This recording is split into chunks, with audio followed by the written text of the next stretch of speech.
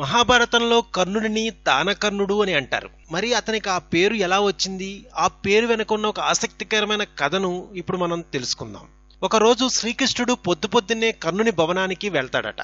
అప్పుడు కర్ణుడు అభ్యంగ స్నానానికి తయారవుతున్నాడు. తలకి నూనె రాసుకుంటున్నాడు. కర్ణుడికి ఎడంవైపు రత్నాలు పొదిగిన బహు విలువైన గిన్నె నూనెతో ఉన్నది. కృష్ణుడు వస్తూనే, కర్ణ, ఆ గిన్నె చాలా బాగుంది, నాకు ఇస్తావా అని అడిగాడు. వెంటనే కర్ణుడు, తీసుకో కృష్ణ అంటూ ఎడమ చేత్తో ఆ గిన్నె ఇచ్చాడట.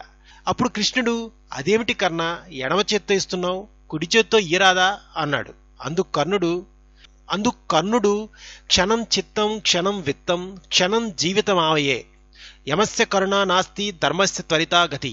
దీని అర్థం ఏంటనగా, కృష్ణ, ఎడమ చేతిలో గిన్నె కుడి చేతిలోకి తీసుకునే లోపే ఏమవుతుందో తెలియదు. లక్ష్మి చంచలమైనది, యముడు దయలేనివాడు, మనస్సు మరుక్షణంలో ఎలా మారుతుందో తెలియదు. కనుక గిన్నె ఈ చేతి నుంచి ఆ చేతికి పోయేలోపే ఏ మార్పైనా రావచ్చు. అందుకనే ధర్మకార్యాన్ని ఎప్పుడైతే అనుకున్నామో అదే క్షణంలో చేయాలనే హితోక్తిని అనుసరించి ఇలా చేశాను అన్నాడు.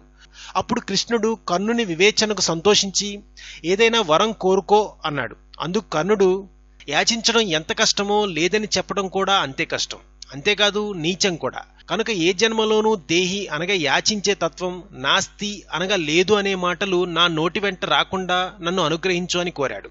ఈ కథను బట్టి మనం తెలుసుకోవలసిన విషయం ఏంటంటే, దానం చేయాలి అనుకున్నప్పుడు ఎటువంటి ఆలస్యం చేయకుండా, ఎలాంటి ఫలాపేక్ష లేకుండా, రెండో చేతికి కూడా తెలియనంత రహస్యంగా దానం చేయాలి.